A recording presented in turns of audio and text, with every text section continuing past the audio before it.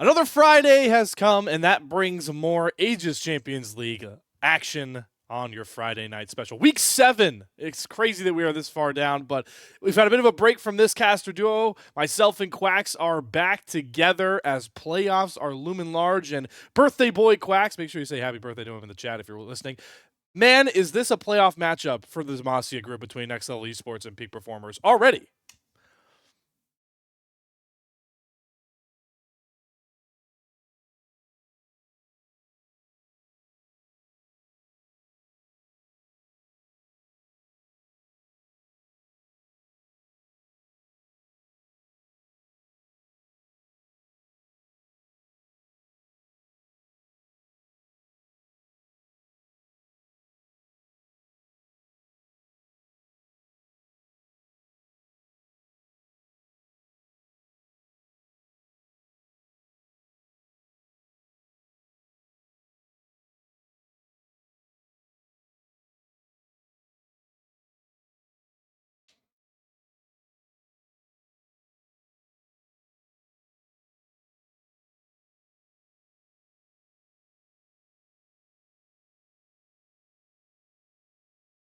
Yeah, 3-2, just about a game-ish behind CCG Glorp, but as we have some time to talk about it, I want to go back and rehash some things we kind of discussed with this group on the last couple of episodes of the Salt Mine. Obviously, you're gonna know what we're gonna talk about if you stay locked to the Salt Mine podcast episode. New episodes drop every Friday, the same day we go live. Had to get that plug out of the way, but Quacks, we kind of talked about how this group is really kind of already decided with the top 3, it feels like, with the fact CCG Glorp got their upgrades with, an NACL winning bottom lane coming in. So Next Level Esports, I mean, do they have the biggest target in their back right now for teams that are looking outside in? Like you mentioned, obviously Peak Performers, but Chaotic Solar 2-3, Converse University 2-3, right on their heels, knowing that the real only shot to go for is to try and knock Next Level Esports out.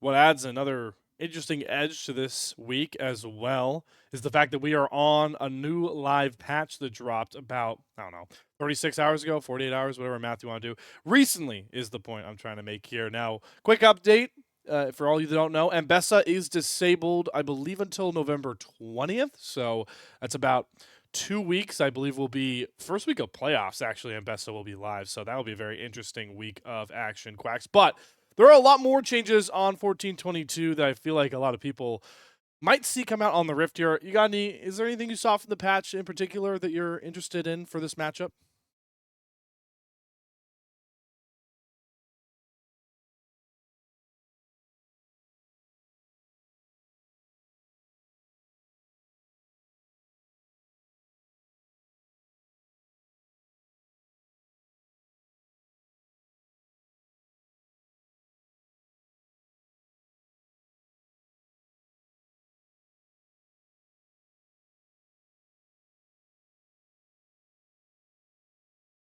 Responses are going to be a little less strong, unless, of course, we see a stark lack of bans in those power picks. And it looks like as we hop into the draft, we are seeing those champions that we all know and love permabanned away in game 1.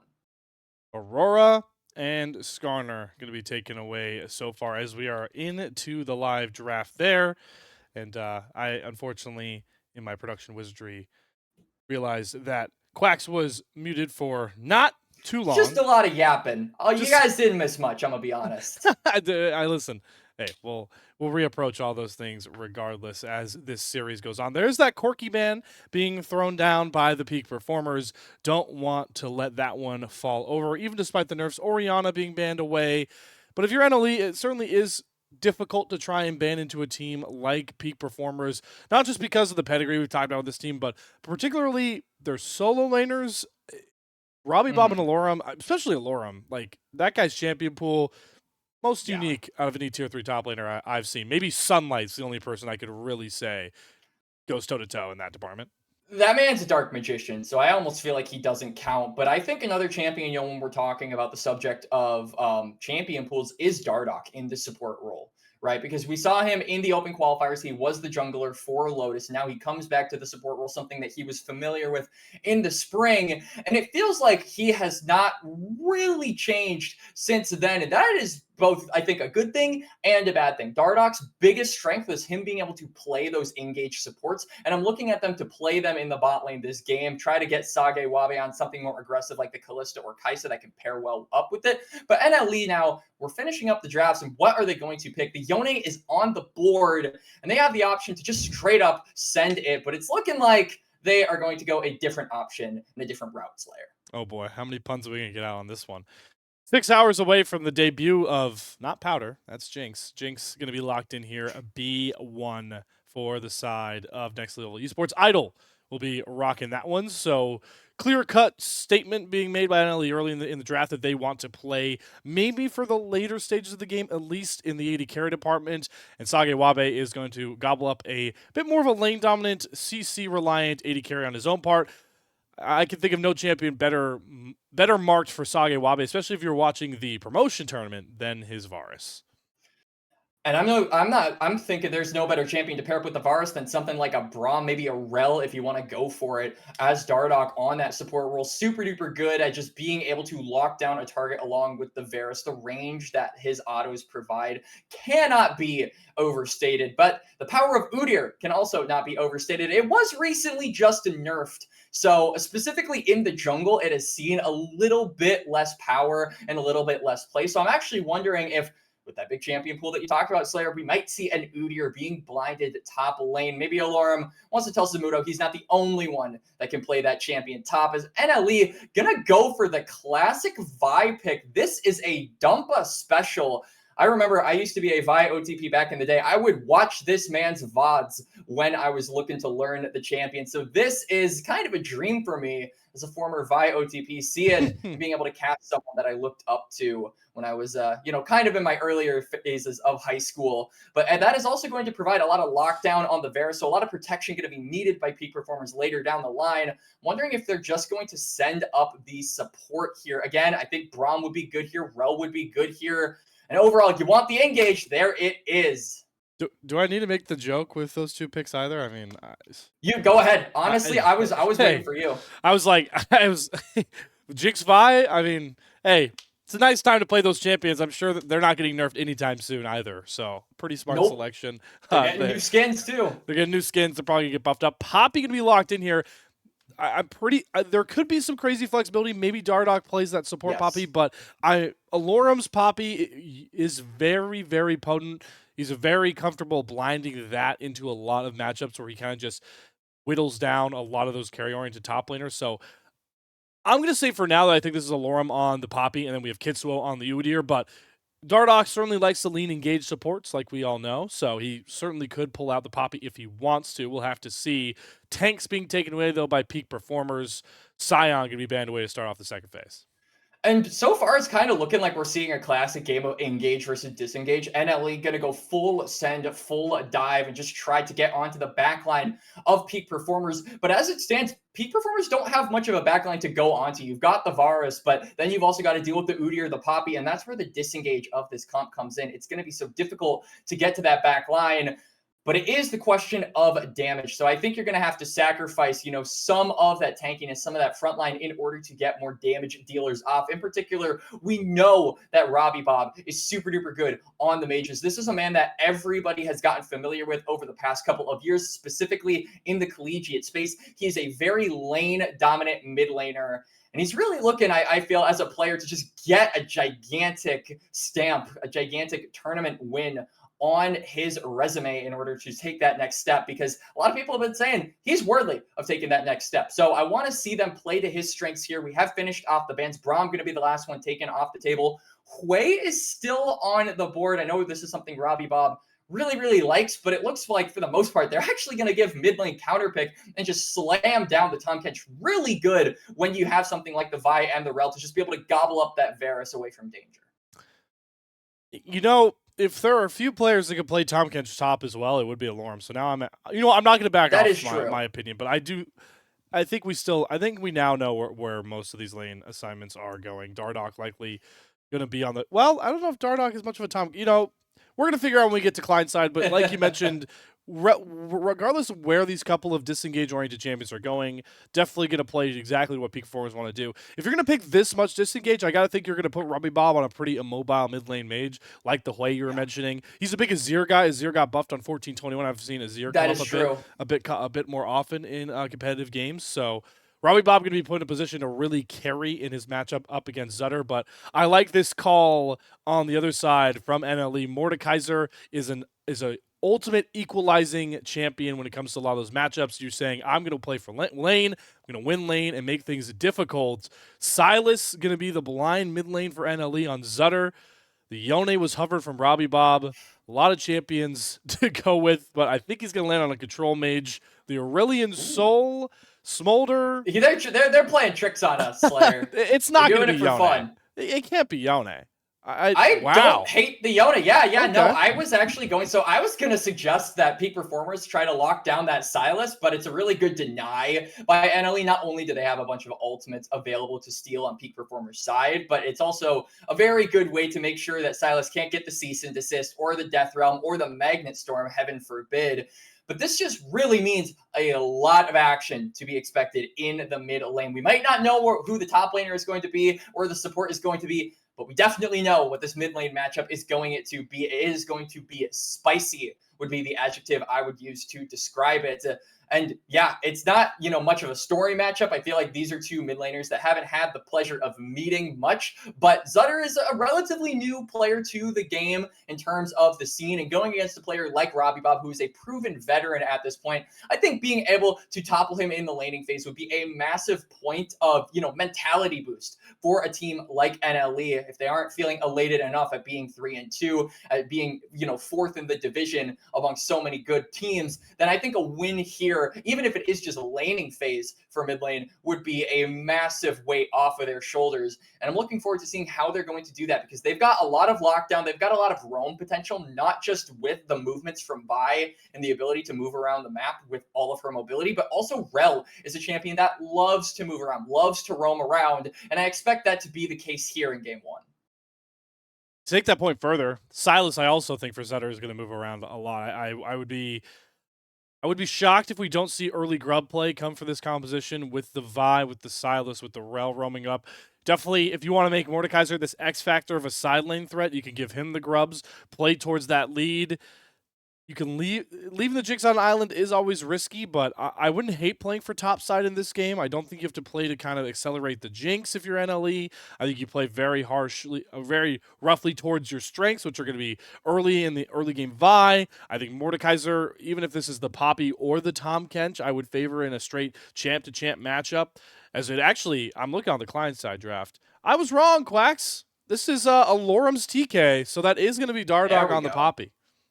This is actually, I would say, one of the better matchups for Tahm Kench. I know he has a little bit of trouble, against Mordekaiser post Rylai's, but I feel like everyone kind of has trouble against Mordekaiser post Rylai's and post level 6. But as it stands, Tahm Kench is really able to take those extended trades with the Mordekaiser. That thick skin going to be really good in trading early on in this game. So it basically takes away from Mordekaiser's biggest strength pre-level 6, and basically we'll be able to bully him out. So I'm looking at peak performers to get the priority in the top lane. And with Yone being so strong, if you can get some pressure in mid lane, you'll get that prio in mid lane and completely own the top side of the map. That'll set you up for grubs and make it very, I think, difficult for champions like a Jinx, champions like Mordekaiser and Silas to get that gold from the plates that they want to pre 14 minutes.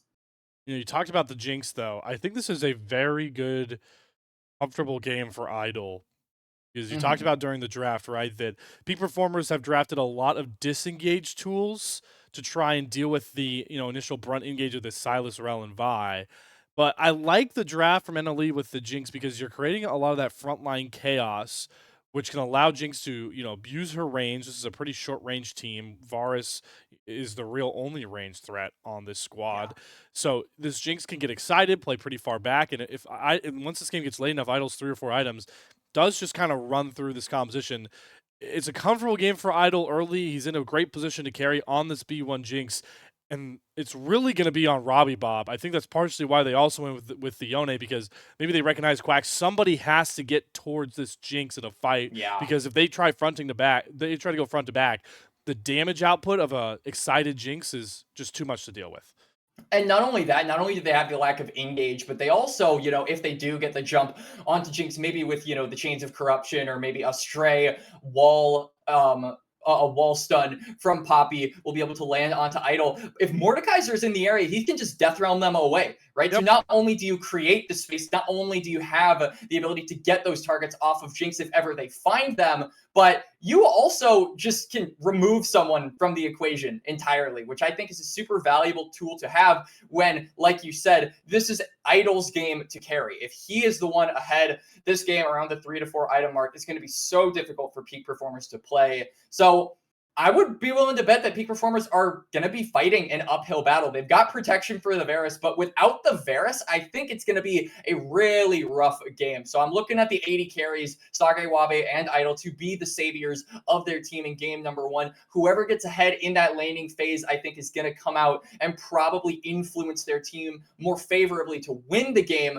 later down the line. The one caveat to that is maybe we'll see a lane swap Slayer. I think there is a world, especially when you've got a champion like Mordekaiser and a champion like Tahm Kench, who is very difficult to dive. If you swap Tahm Kench into a 1v2 lane, he's probably not going to die. Mordekaiser, on the other hand, is very prone to those dives, especially when you've got a champion like Rel and Vi who have just a lot of upfront CC without necessarily needing their ults, and it also gives you more gold to the Jinx. So if NLE want to do a lane swap, I can certainly see a world where it is actually possible, but peak performers also have that option simply because of how tough Tahm Kench is to actually influence in a 1v2 lane. Lot of predictions towards a topside dominated early game with a big late game hyperscale threat in a pretty comfortable position with Idol and the next level esports side. Going into the season, this matchup might not have been circled on the calendar, as many would have expected by now peak performers and NLE to be in opposite positions to what they are in the standings, but that just heightens the matchup even more so than we could have ever believed. Game number 1, very important game number 1 for the 1 and 3 peak performers squad as they try and make their climb back up from the basement to a playoff spot, and NLE are the first stop on that route. We'll be live from Summoner's Rift to kick this series off in just a few.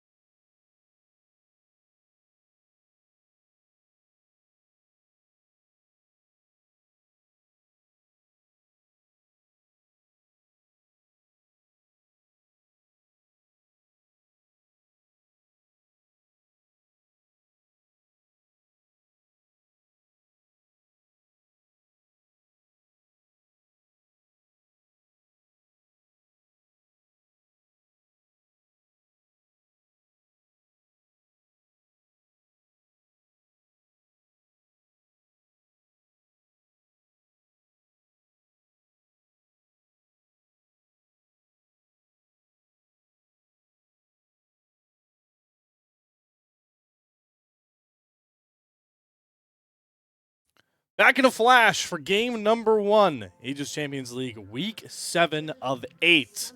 And playoffs are the talk of the town. For peak performers, might be a hush of silence brought by Next Level Esports if they can find a win in this series, but we are far from a series being over. Game number 1, everybody fanning out to start. Nothing too much to pick apart. We'll see if anybody gets some wards down to try and track Dumpa and Kitsuo in their clears. In particular, these are two champions that really want to get the full clearing off Slayer. They don't want anyone spotting them out, messing with them, especially around that pre-6 mark. So I am looking at the lanes to really try and cover the junglers in particular. We can see a couple of stray wards here and there, mostly defensive, as there was a ward dropped by Kitsuo around his own red buff. It's actually looking like we might see a bit of a late invade Vi, a champion with a very weak level 1. So this is something I really like to see peak performers abusing. I wonder if Dumpa even started not Vault Breaker. There's that Hail of Blades damage. Dardock gets him down to about half HP. Dumpa pulls out the Q, but now Amelia has to flash out. Kitsuo flashes after him. Handy Blast Cone will make sure Dumpa's alive, and now the man advantage swings back over to peak performance. Kitsuo hits level 2, is going right for Zutter. Thrown into the wall by Dardock. It's Pandemonium at level 1, but it's Dardock to find first blood. Idol get a flash to try and get the trade onto Kitsuo. Gets a big heal. One more auto. Idol will find a trade, but he is thrown right back to the gray screen. 3 kills to kick off game number 1 before minions even crash for peak performers. As Zutter cancels Dardock with a full range of Scon Abduct. Flashes to cancel out the shield. That is some Silas mastery to get 1 kill back from the NLE mid laner. Yeah, Zutter really wanted to get that kill. He commits the flash. He TPs back to the lane as well. So no summoners early for the Silas means he's not going to be able to spend that gold for a very long time. Robbie Bob also the first to ding level 2. But like you said, Slayer, it's Pandemonium here in game number 1. But it's all because of peak performers understanding the weakness of Vi in that level 1, immediately burning that flash and making it a 3v4. And they are the ones that at the end of the day walk away the victors. 1 kill over to Sage, 1 kill over to Dardock, and 1 kill over to Kitsuo. So a lot of picks here on peak performers getting that early buff of gold. Slowing this clear down from Dumpa as well. Has to go to the other side of the map, worried about how dark the jungle is. Doesn't know if Kitsuo is still hanging around. Or actually, Kitsuo did end up falling, but still starts with his top side clear, and you can see already that Kitsuo is able to get a pretty vast camp lead on top of the gold he gets from the first blood kill and the 3 KP he's able to grab. So in a game you talked about, Quacks, the early game is going to be pretty integral. Peak performers come out with an advantage that I'm sure they're going to push towards that grub pit sooner rather than later. And Kitsuo with the item advantage is just going to visit Dumpa on his red buff. We can see it on the screen now. Ooh, okay. Kitsuo wrestles control of that red buff. Not going to be any help coming from Zutter anytime soon. Took a pretty rough trade into Robbie Bob's Yone, so looking like a 3 buff for Kitsuo as he's really trying to press this jungle advantage. This is exactly what we said we needed from the side of peak performers. The junglers want to be farming on up, the Vi in particular really wanting that level 6, and they are denying them at every single turn. Yeah, Yoru says no. He wants Kitsuo's head on a spike, but Dumpa, it doesn't have enough damage to get the kill through just yet. Yoru is dismounted. They bring Idol over. Does hit the zap for the slow, lands the stun onto Dardock, and they get the kill. Zutter is able to take it exactly where the level 1 fight took place this time. It's NLE getting their revenge. Yeah, well played there by NLE, and especially well played there by Yoru, going for the flash Q, immediately recognizing Kitsuo is isolated. Now Robbie Bob is isolated. Oh, he gets a big shield, flashes for some distance. Waiting on cooldowns is Zutter. Robbie Bob goes to the spirit form, but it's not enough. Zutter goes from dying level 1 to 3 kills and a killing spree for NLE. And it is going to be a kill for Zutter, like you said. The Kingslayer going to finish him off. And what an appropriate name to be able to take down a player like Robbie Bob, one of the kings of Collegiate, I dare say, especially a king of Collegiate in the mid lane. Zutter, a player that a lot of people didn't have their eyes on, but now some people, specifically us, the ones watching Slayer, are forced to look, as he is now 3-1 on the map, 5 minutes into the game. This Silas is very on the board. Dragon on the board here for Peak Performers. They'll use their bot lane pressure to snag that one back over. Grubs soon to spawn, but good timing there from Kitsuo to try and see if he can contest for both of these early neutral objectives. Gold lead has basically evaporated for the Peak Performers. Couple of hundred is separating them. This is a pivotal moment to especially track the range, the roams of these supports for this Grub tick. Yep. Now Robbie Bob uses the Spirit Unbound. This might just be a kill. Oh, Dumpa flashes to get the Vault Breaker. That is clean. Dumpa brushes off the early rough start on his Vi and is just further accelerating his mid laner. Showing the mental resolve on this champion. Such a rough start for Dumpa, but he manages to claw his way back. And now getting that kill in mid lane. Robbie Bob not having teleport. The priority heavily favoring this Vi. They're going to go straight for the Grubs. Kitsuo will be forced to catch that mid wave so they know exactly where the Udyr is. And I'm interested to see if NLE can track where it's going from here. They can see on the map that it is going to be toward those chickens, but no fear that it is going to go toward the Grubs because Fiji roams on down. And yeah, it's another advantage now tied on up in those neutrals for both of these teams. Talked about how powerful the Grubs could be for this Mordekaiser from Fiji. You definitely want a quiet early game on a Mordekaiser matchup, especially into a Tahm Kench, like you mentioned, that is one of the few champions that can really go blow for blow in the sustain department. So I'm going to keep my eye on Fiji as a real big side lane threat as this game evolves. And I like the recognition there from Kitsuo. He manages to steal away the Raptors, but he was seen on a ward, so they know exactly where Udyr is. He's trying to fish for something in the mid lane. Both teams are. I don't know if Yoru knew that Kitsuo was right over that brush. Luckily, he can just crash down back over the same wall he hex flashed over. Stolen Fate Sealed shown there as Alorum's up to his normal Tahm Kench hijinks. Fiji has to flash out of turret range there as he gets devoured and thrown under. It is a flash, like you said, for Fiji, so he's going to be forced to go for the reset. Does have the teleport available, so won't impact the Mordekaiser in a 1v1 lane too much, especially now that he does have the Death Realm. If any visits from Kitsuo were to occur, he would be able to turn that into a Death Realm fiasco, and it would be his hijinks that would befell on to the top side. So I still don't think we'll see any action up there, despite the flash burn from Fiji.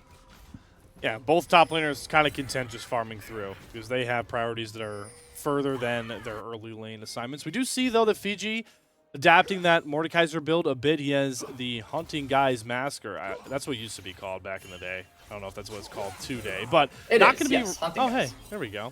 I still got it. Not going to be rushing their allies is what I'm trying to make a point out of here, Quacks. Yep. And really, there is no other option, I think, for a champion like Mordekaiser, especially when you are, dealing with some of these more mobile champions, but only in the sense that there are speed buffs. Specifically, you've got things like the Udyr, so being able to slow him down, very, very impactful. Same goes for the Yone. The dashes are on the smaller end, except for that ultimate, so the Rylai's still very impactful for just being able to stick on to a target like that. And we'll have to see if that influences the trading pattern of top lane later down the line, really puts the hurt onto Alorum. Meanwhile, Kitsuo is putting the hurt onto Dumpa, but I don't think he can go for this. Yeah, he's just going to immediately back off, recognizing Fiji is roaming on down. Good guy top laner Fiji on this Mordekaiser, really there to always support his jungler. Yeah, and it's not like the wave's in a great spot for him anyways. It's kind of allowing for a freeze to build up a little bit, but it's talked about time and time again. Don't know how much real kill threat there is unless Alorum throws Fiji under the turret on the top side. Fate Sealed going to be channeled as Robbie Bob's trying to get out, but it is cut down the range by another great Abscond Abduct from Zutter. Him and Yoru are taking over this mid lane matchup. And we talked about the roaming from the Rel, how important it was going to be, how impactful it could be in the mid lane, and Yoru is playing this game perfectly. There have been no shenanigans really in the bot lane since those AD carries got those level 1 advantages. And so it does mean Rel is perfectly fine roaming up, getting more influence done, and now Alorum has the ultimate available. Not going to use it. Maybe trying to bait out his opponent's gray health that Mordekaiser certainly can sport, but Alorum starting to take over the lane there. Could build a sizable CS lead with no teleport advantage in that aspect, but Alorum winning his lane not going to be much to subside the troubles that are coming for Peak Performers here. First item done for Zutter, and we talked about how well this Silas, Vi, and Rel can really roam around the map once the mid-game comes around. Now it's not necessarily about the roaming, it's going to be kind of about the team fighting from here on out. The Dragon has spawned, the second grubs are up, and that is a lot of damage from Zutter. Has the Rocket Belt complete, so huge item advantage in the mid lane for NLE, but they don't have an advantage in the bot side in the wake of Vision, so they're not going to go for those Dragons. Oh, Fiji sees a window. Not a lot of gray health built up from Alorum Alorum, does have and R maybe is a bait because he's got his teammate waiting, but Dumpa goes the wrong way with the Vault Breaker. Alorum will flash out to safety. See both top laners struggling to take control there. Is Kitsuo able to grab second Drake in the background there, Quacks? Manages to get that, but his presence sacrifices the second spawn of grubs. We haven't seen a ton of plates being taken by NLE. They've been getting the better of Peak Performers in terms of kills, and they have had more gold across the board, but they haven't been able to get the gold on those towers just yet. And that's something that I think the Grubs really going to help out with, only if you can start hitting those towers, which have remained basically unbesmirched for the past 12 minutes. Yeah, I wonder what the record is for games with so I know actually a plate's taken mid lane. I was going to say I think there isn't 5 everywhere as we watch a plate fall in the bottom lane, but yeah, that is interesting that it took almost 12 minutes for somebody to take the first plate off the board. That is, yeah, that's an interesting stat. I mean, there's a lot of aggression coming out in the bot lane, but no one wanting to hit those towers, just wanting to hit the champions. I think it's now, it's a 1v2 potentially in the mid lane. We can see Kitsuo coming around. Oh, Zutter, Zutter does have flash. Maybe he doesn't want to run. Maybe he just wants to fight. Good use of the Soul Unleashed to dodge the Stolen Fate Sealed. And now Zutter going to have to flash back towards his turret. But Kitsuo's damage is fully online with the Liamdries completed. Grabs himself a coveted shutdown.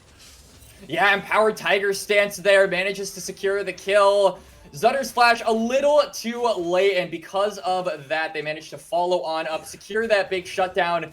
And that is going to be a really big pickup for Kitsuo later down the line. Yoru sets up a beautiful Magnet Storm for himself onto Sage Wabe with a piercing arrow. The flash, the rocket's too short from Idol. Zap goes wide as well. He's got the rocket if he wants to fire it. Maybe waiting for a prime moment to go for it. Sage Wabe going to channel his recall, but Dumpa is over the wall waiting. Going to miss the Vault Breaker, but flashes to secure it as the rocket thinks the field goal in. But Dumpa, you're going to have to pay for your transgressions, my friend. Chasing down that coveted AD carry pick. Going to see if he can find the kill onto Dardoch. Kitsuo trying to use as much of his Liamdries to burn through, and it looks like they're going to force feed Robbie Bob. A very needed kill for Peak Performers. Very well played there from Peak Performers, and in particular Dardoch utilizing that ultimate, knocking away Yoru, and turning that 2v3 into a 2v2, which allows them to run, allows Sage Wabe time to flash away. Now, though, maybe a little bit of revenge in the mid lane. Oh, Robbie Bob, once again, seeing that Yoru is setting up a camp. Thinks twice about that combo going in. His top laner is also brawling it out. Alorum a bit healthier. Death Realm bonuses pulled in for Fiji. Alorum dodges a very big isolated Q there. Sets up for the Devour. Gray Health Shield going to come through for Fiji, but it shouldn't be enough. He's going to throw the Claw Flash combo. Alorum needs to hit a big tongue lash, and he won't miss it, but both top laners going all out in another 1v1 brawl. Really good usage of the Devour there by Alorum, stalling out the time of that Death Realm buff and allowing him to chunk out the Mord now. Fiji gonna be doing more than just recalling, has to back all the way to his tier 2, so look at the amount of a map this Udyr is able to claim. NLE are gonna have to send 3 in order to reclaim it. The Herald is up and available. The numbers currently favor Next Level Esports, but the priority as it stands really does not. Does not at all. As I spot an item some people forgot existed here. We'll talk about that maybe in a second as Alorum's going in with Kitsuo. 2 versus 1 Alorum. Not the healthiest member here. There is no Death Realm, so no force 1v1s. Fiji trying to see if he can get close enough to kill off Alorum, but boy, is this a party in the name of Peak Performers. That's a 4 versus 1, Fiji. Welcome to playing top lane. Really good collapse there, recognizing Fiji does not have the Death Realm, does not have the Flash. This is prime time times to go for the Mordekaiser. They managed to execute Fiji, and without the teleport, that means the top side of the map going to belong to Peak Performers. As Yoru does a little bit of an alley-oop there, stuns him up, runs away, refuses to elaborate. You can see Dardoch chasing after him, saying, no, what does it all mean? Oh, but they had Dumpa nearby with the Obscure Dunk landing. It sets up a beautiful Vault Breaker, and they're just going to burn through Dardoch's health bar. 3 ults committed before the Keeper's Verdict can come down to save his life. Lot of valuable spells used, but a kill nonetheless for Next Level Esports. They kill off Dardoch. The Hex Gates, though, going to be very useful in getting this Poppy back to the map in time to fight for this dragon. And keep in mind, this would be sole point for the side of Peak Performers. This would be a huge advantage for them later down the line. So it's going to be up to NLE to take the fight to them. But as it stands, they go for the resets. They've got the teleports available, and you can see Zutter is going to commit his toward the bot lane, but he has to catch this wave first before going on up. And I don't think this dragon is in the card, Slayer. No, it's really not. Kitsuo, recognizing how much more powerful he is right now, Udir's kit naturally allows him to really burn through even later Drakes at blistering speed, and this sort of battle line drawn down the middle of the rift continuing. 6 grubs are there for NLE. Next Level Esports will grab this Rift Herald as well, but like you mentioned, a Hextech Soul at 22 minutes for Peak Performers might just win them the game. Oh, it absolutely will. One of the I would probably say the most diverse soul in the game. You can put it up any comp, and it works out. It's not very, 5v5 camp specific, as we got a potential 1v1 turned into a 2v1, turned into a 3v1 in the bot lane. Yep, and Dardoch beautifully sets up the CC chain. Another moment where Robbie Bob perfectly times his soul unbound recall, so he dodges his stolen ultimate, sets up that kill. Because we've had a couple of pretty clean dives coming across in this one so far. Turret also going to fall for Kitsuo and company. They managed to claim the kill and a turret along with it. Really, it's just that mid lane tower at this point for Peak Performers that is the thorn into their side. It's now Sagiwabi. Bit of a bug on the screen, and Yoru's going to try to go for the pick. Bands of Corruption locks Yoru up, able to dash away from Dardoch, looking for a re-engage. Nothing more really to be found there as both bottom lanes swing towards the mid lane, as you do once you get to this stage of the game. How about that Yuntal first item, though, for Idol? That's what surprised me.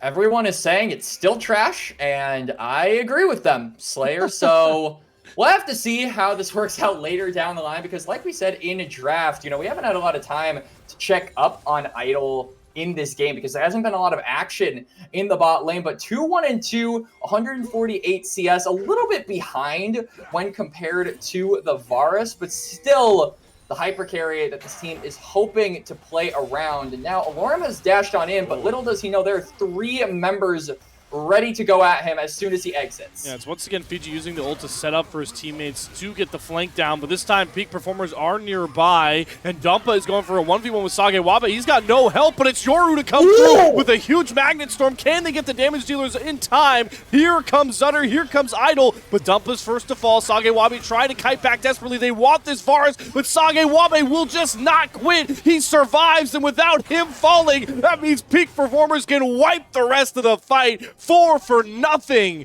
over to Dardoch and company. An amazing target selection there by Peak Performers. They initially think they have to jump onto Fiji, who's about to exit the Death Realm, but then Dumpa finds his way onto Sagewabe. They immediately pivot to protect their ADC. They take down the Vi, then they take down the Silas, who gets oh so close to defeating that AD carry on the side of Peak Performers. But the coverage is enough. They get the kills. They get the mid lane tower. That thorn has been plucked, and a lot of the map has been opened up because of it, Slayer. Exactly the style of play that we said Peak Performers drafted for. Just so much disengage tools, so much peel ability for this Varus. And and it feels like Next Level Esports played right into their hands in that last one. They did, and now they're playing at a very, very stark gold disadvantage. Suddenly you blink and you miss it, and they are down about 7,000, Slayer. They're going to pop the Rift Herald in the mid lane, but I don't think this will equal a kill. It might equal a kill onto Yoru here, who's just locked up and gobbled up. Spit out by Alorum. Doesn't like the taste of the Rel.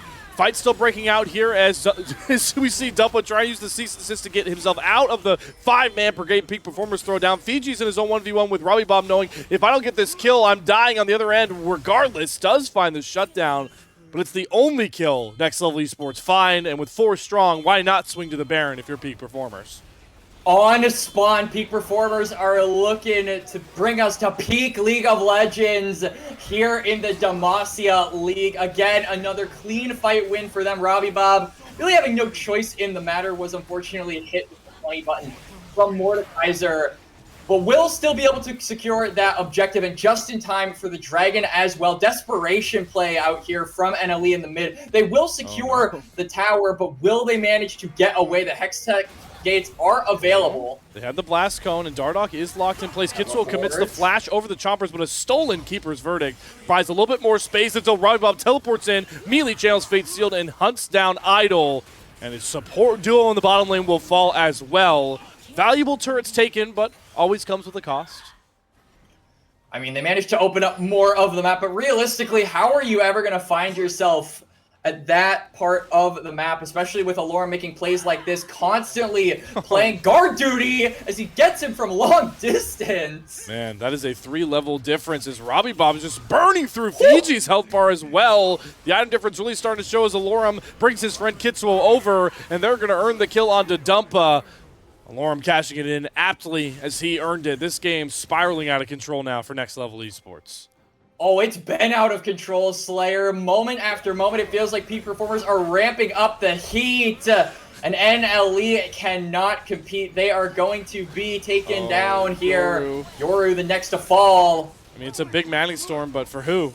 Doesn't save your life, and Idol just doesn't have the damage to really compete. This Jinx not even at 2 items by this point. It is Peak Performers map to play right now, and they're doing everything with it.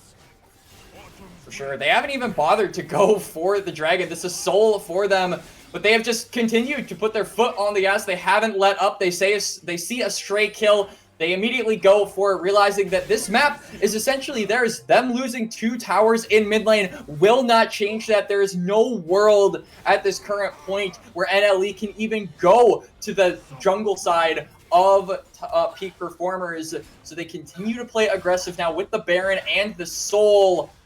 What much more can they take? That is the question. We look at top lane. There is a lone tier 2 standing, and all the members with their respawn, their new items, their flashy new apparel, and silvery new weapons, gonna look to chop that one down.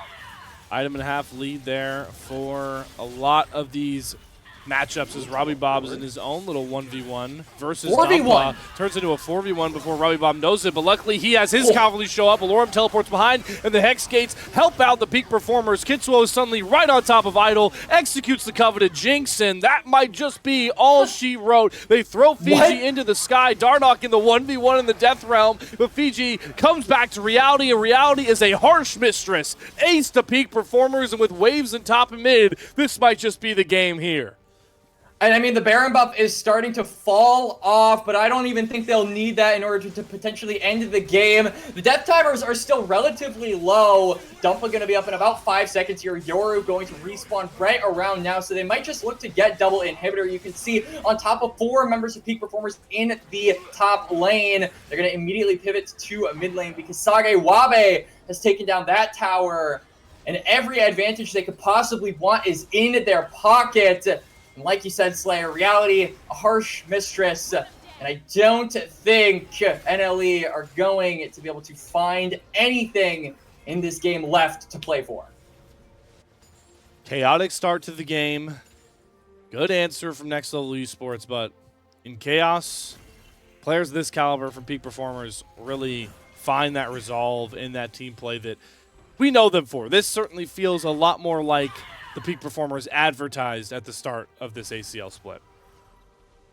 For sure, Peak Performers coming in as one of the scariest teams in the Demacia division. A lot of people had them over the likes of ISU. A lot of people had them over the likes of NLE. And they're showing they're a caliber above NLE in this game. And Alorum, unafraid, is just going to walk into 2, realizing his team could join him because he's Well, just so damn tanky. it was 5 against Alorum. Now it's 3 thanks to Dardoch. And Robbie Bob is going to try and cut down a beautiful flank that's going to leave Dumpa alone with Alorum and the rest of Peak Performers. And this fight is just as done as dusted. Sagewabe roots up and burns through the last of Zutter's health bar. And all of a sudden it's just Yoru on that pesky rel, keeping the Nexus turrets up. But those won't stand for long. This game won't stand for long. It took only a bit, a hair over 25 minutes, but Peak Performers have themselves a series lead. For sure, they are going to take down the Nexus. And it was looking like NLE could fight for the game in the early stages, but the moment it gets to team play, Peak Performers, with their experience, with so many years of competitive play on their backs, managed to pull through. And you know what Shakespeare once said, Slayer, it is lilies that fester smell far worse than weeds. And we are seeing that these guys who have been around for so unbelievably long, some have said they've festered, some have said they're washed, but they are beating those allegations today. The talent on NLE, not conditioned enough to deal with a lot of those team play or team fight sort of scenarios. And I felt like that was really just where the game kind of fell apart. Every single time you had, more than just a 2v2 around the mid lane. The moment Yoru got kind of jailed around the mid lane, the moment his roams weren't as effective, it kind of felt like NLE were out of options. They put so many eggs into the Silas basket, and the moment that became obsolete, they didn't have anything left in the tank. Yeah, and back to that point we made, execution of comp. Expected from Peak Performers. You saw it. Dumpa and Yoru, when fights really came around, the engage heavy comp was just neutralized by the Alorum Tom Kench, the Dardoch Poppy, even Kitsuo just throwing these stuns down on the Udyr, slowing everybody with his ultimate. That the Chains of Corruption from Sagewabe, it's perfect execution of a composition from Draft to Summoner's Rift that really brought this home for Peak Performers. But it is far from the end here for Next Level Esports as they look to try and retain their 4th coveted spot in Demacia, the last spot to get them into playoffs with 2 weeks to play. They'll have side selection available to them. 10 fresh new champions. None of the ones you see above us are coming back as we are in full Fearless format. We'll be live with that Game 2 draft in just a jiffy that you'll want to see. Stick around.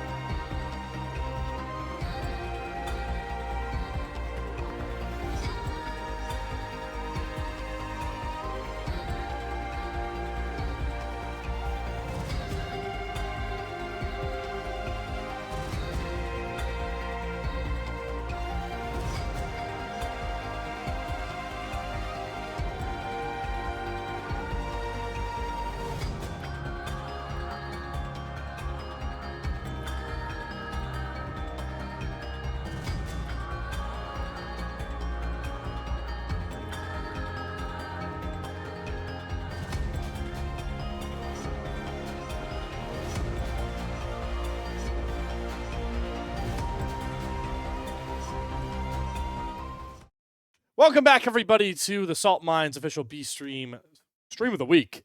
Peak Performers versus Next Level Esports, a playoff big time matchup that was not a big time matchup in game number one. Quacks, is we are already into draft here with Next Level Esports looking to battle back from the blue side.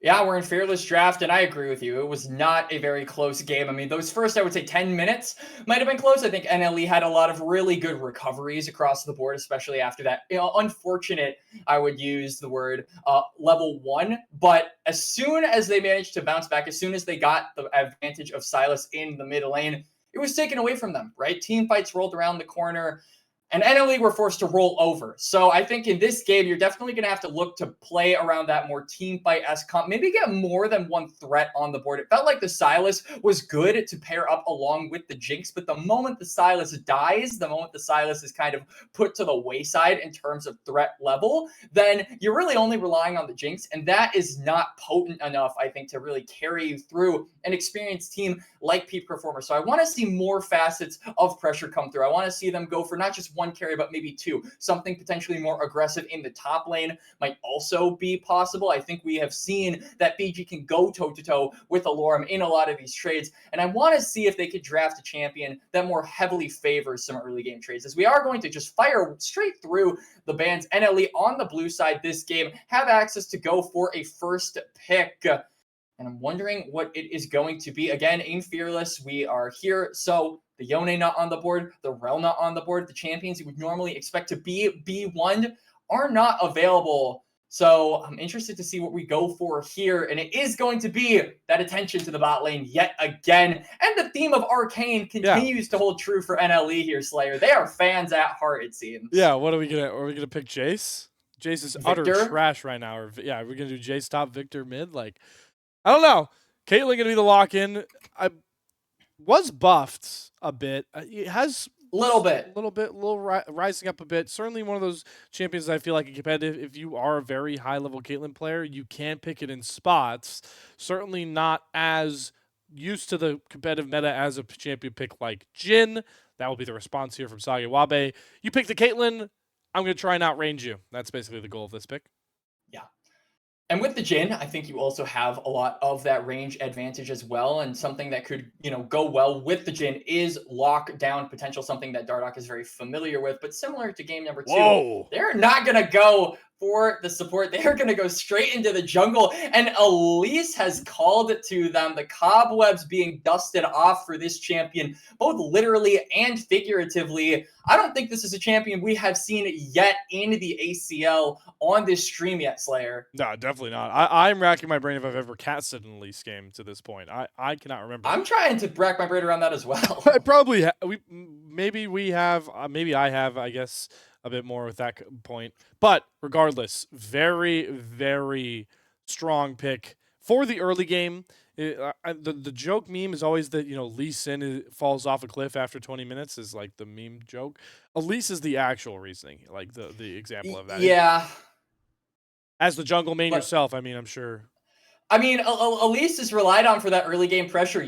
Dives are the name of the game. So I'm thinking maybe, that swap we talked about in game number 1, thought about it as a possibility. Elise works really well in swap metas, just being able to turn that 2v1 lane into a 3v1 and immediately set the top side or the bot side, what have you, behind right out of the gate. And only going to respond with a Scion pick plus a Thresh. So some disengage for themselves, a lot of space being created for the Caitlyn to free fire in these games. But then you've got a champion like Cho'Gath who has the ability to go for those silences. So champions that want to get up in your face like the Thresh and the Scion are under threat from getting, silenced and potentially bursted down later down the line once Jhin gets those items. But this is kind of an interesting direction, not something I was thinking we would see here in a game number 2. I feel like in game number 1, when you don't necessarily see a lot of those highly prioritized champions, you are expecting to see them in game number 2 or potentially game number 3, depending on what best of series you are looking at. But these are champions you wouldn't expect to see in your wildest dreams. The Cho'Gath is a surprise. The Elise is also a surprise. The Scion, I would also say, is a bit unusual. So now I'm wondering if we are going to continue this train of unusual picks, some more funky stuff in game 2, or if we're going to kind of course correct and go for more predictable draft facets in the second phase. I would lean the latter, but I do think Alorum is in a very unique spot to have one of those Cho'Gath carry performances. Nobody really understands Scion matchups better than the Scion player that is Alorum. I mean, just a tank player in general that is Alorum. And Cho'Gath is, pretty much. Yeah, and then Cho'Gath is a really good answer into, if you give Cho'Gath a passive lane where he can just farm early and kind of stack those Devour stacks, and he's into another tank where his ultimate kind of neutralizes a lot with that execute, this is a big spot for Alorum to perform very, very well in his lane assignment and then outside of it. But maybe I was wrong about the latter part. Wow. Peak performers are really just going for it with this fearless format, with the lead they have in the series. Dardoch Pike, also don't think I've ever seen him play this champion. Certainly, I don't think he's played in the ACL. Only person that can really correct me on that one would be Gordo. Yeah, I mean, everyone, Keria won Worlds on Pike. He won a lot of games on the Champions. Now everyone is trying to see just how well they can play it. But this is actually a really good pick into sort of the pick comp that you are already drafting for peak performers. This plus Cocoon plus the Deadly Flourish means that if you are out of position, you are straight up dead. And even though you're in a mobile champion like an Akali now being locked in for NLE, that doesn't save you from being out of position. So I like what peak performers are going for here. My only concern is this comp is not the best when it comes to front to backing, not the best when it comes to team fighting. And NLE are essentially forcing down peak performers' throats that you are going to have to team fight us, that you are going to have to meet us in a 5v5 lane. They have locked into Sejuani, so this is a deadly champion to have with a lot of those 2v2 pairings, a deadly champion to have in a lot of those team fights, especially when you want to protect the backline. Insta rushing that Zeke's has been a very popular meta, very popular choice for a lot of Sejuanis lately. So this is a 5v5 comp. This is exactly what we saw peak performers, the style they cultivated in game number 1. And now peak performers going to finish us off with the Smolder. So stacking is on the board as well. A very early game centric comp. Now they have a little bit of scaling on their side. The question is this going to be enough? This double marksman comp feels very disjointed and very hard to team fight with. So peak performers have a lot of experience, but this is cutting it close, in my opinion. This is just a completely disjointed composition. This is where we're trying to have a bit of fun here, and the real answer, Quacks, here is that peak performers think they can just hand stiff the rest of this series. So a little bit disrespectful. I do think you made a lot of great points. Next Level Esports have drafted a composition that really just solves so much of the problems peak performers are going to throw at them outside of that opening 12 to 15 minutes, because that's when Pike and Elise really are at their most powerful. There's not a lot of options in general, let alone the next level esports comp to answer it. So maybe playing a bit passively, see if you see how much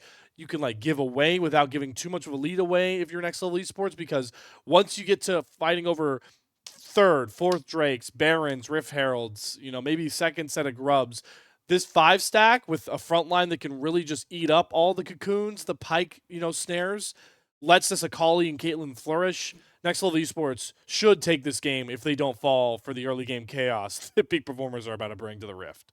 But I mean, early game chaos is exactly what peak performers did in game 1, right? They went for that late game invade. They completely threw NLE for a loop. And luckily, NLE managed to somewhat recover. Obviously, that wasn't enough to net them the win. But this kind of a comp, you're going to see something big level 1 for peak performers, whether it be an invade, whether it be a sneaky wraparound, whether it be a lane swap as well. A champion like Elise, like I said, very good at being able to cultivate those 3v1s under the tower and sort of just get away with it. This is the premier dive champion, Slayer. There is a reason this character is never allowed in competitive, and it is because of Repel. That is the one and only reason it's so good for tower diving. And I think peak performers understanding that, all the experience they have, are going to do just that. They're going to look to dive the Sion. They're going to look to potentially dive the Caitlyn, which I think will be a little bit difficult, but it is doable, I think. So I'm excited to see it. And again, I agree with you. If NLE don't fall for the early game shenanigans, I think they have the 5v5s in the bag, minus the headache that could be Smolder. I certainly think that there is a world where Robbie Bob becomes a very, very pesky thorn in the side of NLE once he gets above that 225 stacks. And it's just a matter of, at that point, how well can you actually protect your backline, right? You've got the Cho'Gath, but if he's not giant, if he's not, the size of a very tall building. I'm trying to think of something that's big, and I just can't, think of it off the top of my head. So, yeah, sure, the Statue of Liberty. If he's not as big as the Burj Khalifa, then it's going to be a very difficult, I think, game for Robbie Bob to pilot. Yeah, I think Robbie Bob, even if he's like comes out of early game with a slight lead, can hit 225 stacks. How do you protect the Smolder? I mean, what you're relying on Deadly Flourish to lands. You're relying on you do a defensive cocoon. Like what if you're using cocoon as defense? Then I think something is wrong. But we'll have to wait and see. I'm really excited to see if we can get this show on the road, because I think in terms of weird comps and the things we've covered on the Salt Mine this season, Slayer, this kind of a combo for peak performers is certainly up there in, hear me out levels of how do they actually win this game. Hear me out, hand stiff. That's what peak performers are trying to say as they continue to try and chain series wins together, as they 2-0'd the agency last week for their first series win of the season. Now they're trying to get the second into a playoff team currently in next level esports. Draft was certainly wacky, but it's all about how you execute it on Summoner's Rift. Peak performers. We'll see you guys live from the familiar battle arena for that second game that could be the last if this Elise and Pike run wild. Until then, take care.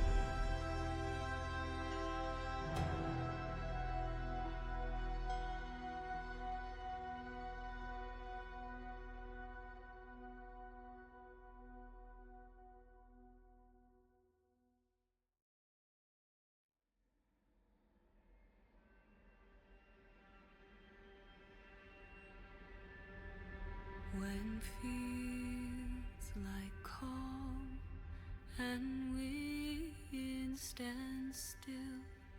Run home, run home. As the crows make night of the fading sun, hide now, hide now.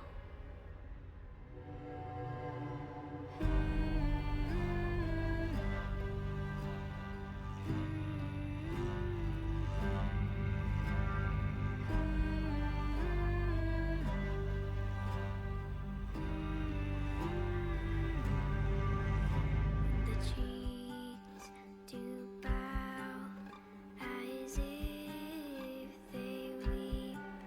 Stay down, stay down. Though it's light.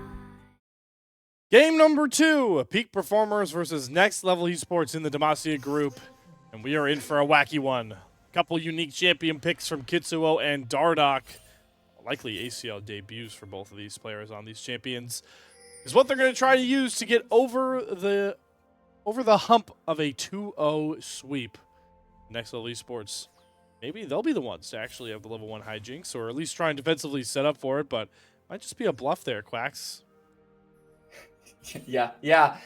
We talked about it in draft. We said there could potentially be some level 1 shenanigans coming out from Peak Performers, but I think NLE had a similar read. They stack on up toward the top side, and now nothing really big going to happen, so they might just look to try and drop a ward. At least one of those champions you really want to track in the early game, because it is one of those that doesn't like to full clear, doesn't want to stay in the jungle too long, wants to go out and gank and see the world, and more particularly wants to see the towers and how pitiful their shots are as she repels to try and go for a dive. So tracking where that champion is going to be very important, but NLE not willing to risk the HP trades, and at the end of the day, they are not going to know where Kitsuo started, but they are going to go for a lane swap this time around. We said it was probably going to be Peak Performers looking for that, but it's actually Next Level Esports that are going to do it instead.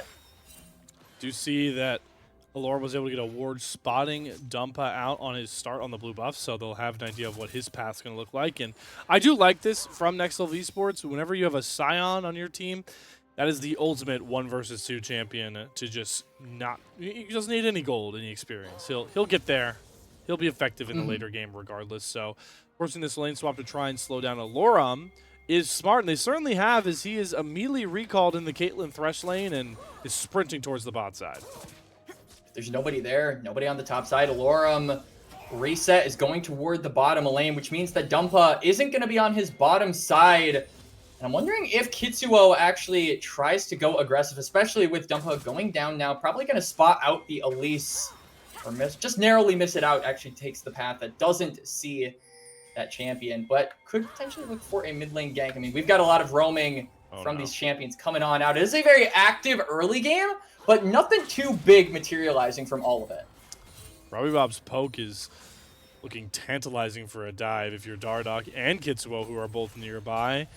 You talked about it, Quacks. If you're going to pick Elise, you're going to want to go for a lot of dives with that repel power. Pike certainly likes to go for dives as well, but neither are pulling the trigger just yet until Dardoch. It looks like he flashed to try and get the ignite on top of Zutter.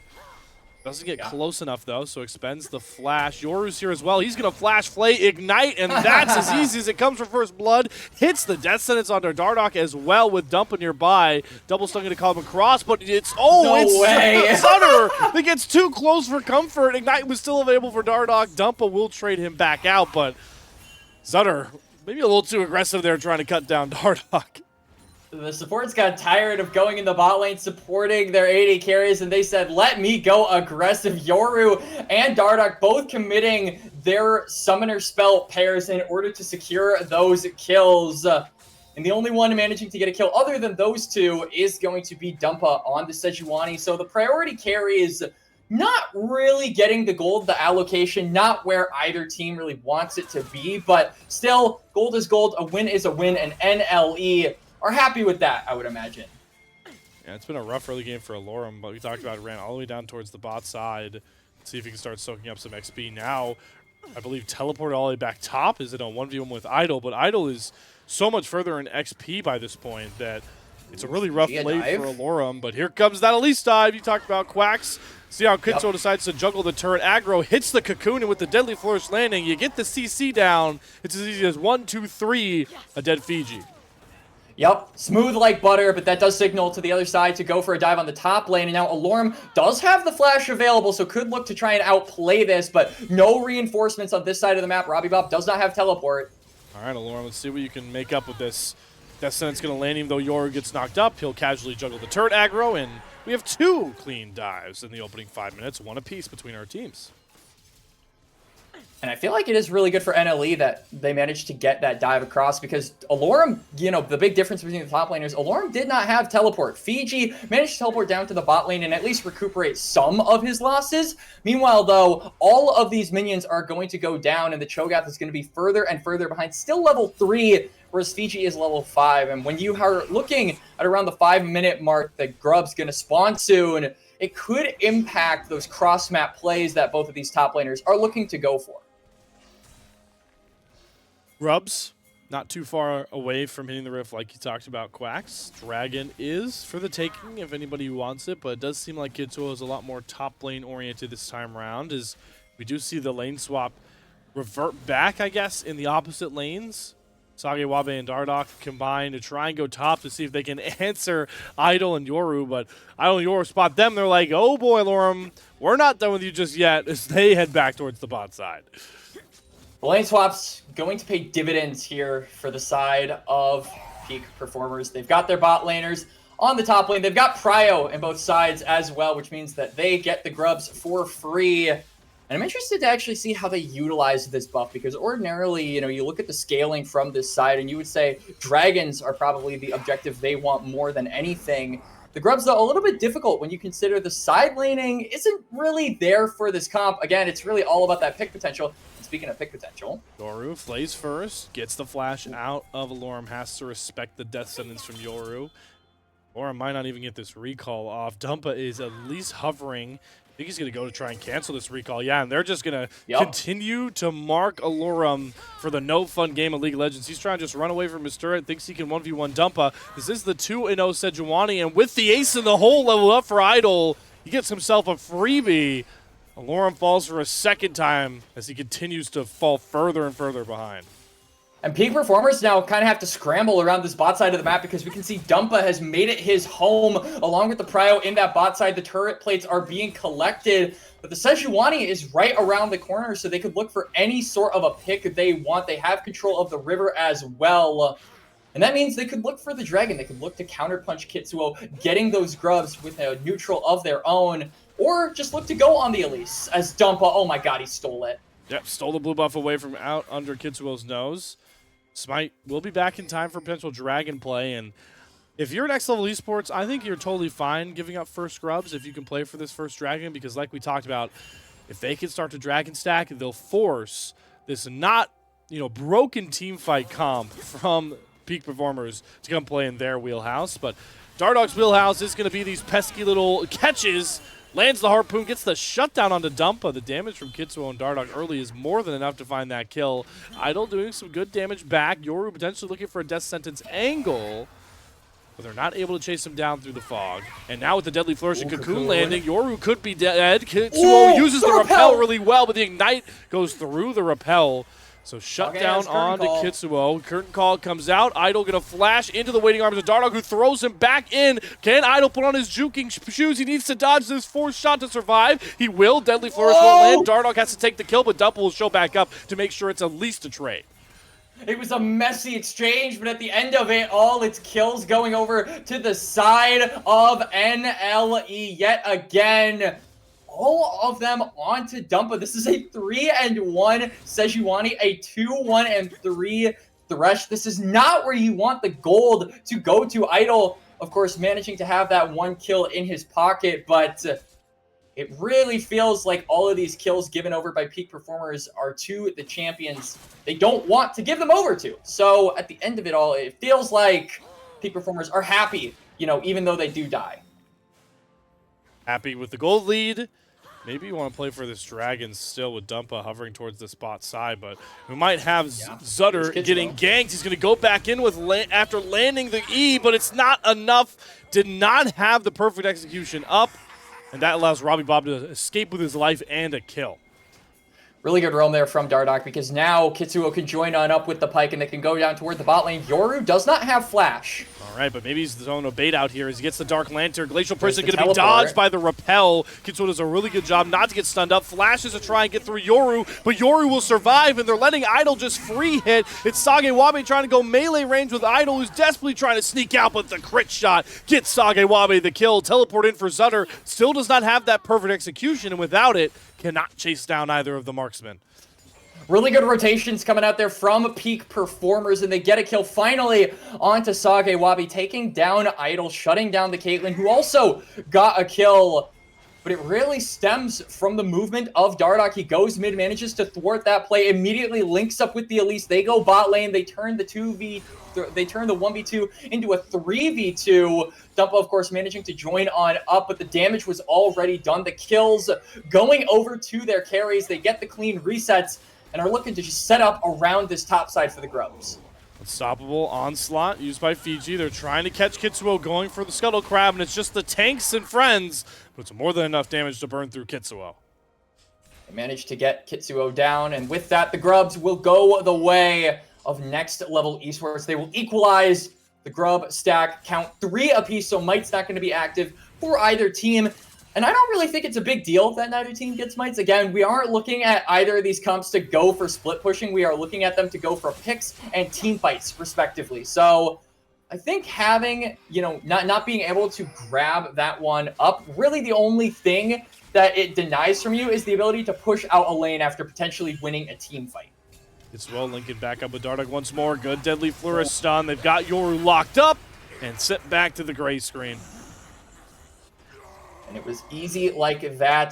Yoru gonna go down yet again. It's gonna create the space for the side of Peak Performers to look on this dragon. And 11:30 for the first dragon, not what I was expecting from Peak Performers. I thought they were going to heavily index into this objective, as here goes Zutter. Zutter trying to use his shroud as safety, but just gets popped by Sage Wabe. That was 1v4. Idol too far up, gets bit by a Deadly Flourish stun once more. Couple of ill-advised positioning plays there from a couple next level esports members. Gives more gold over to Peak Performers. And we talked about the positioning in the Draft Slayer. We said it had to be crisp. You couldn't be getting caught by a lone Pike Q. You couldn't be getting caught by an Elise Cocoon. You had to make sure you were well covered, well protected, and together, most importantly. And the worst part is all the members of NLE, they are falling apart from one another. They are going down like dominoes. And it is allowing the big carries, namely the Jhin and Sage Wabe, to now be 3-0-4, Infinity Edge complete.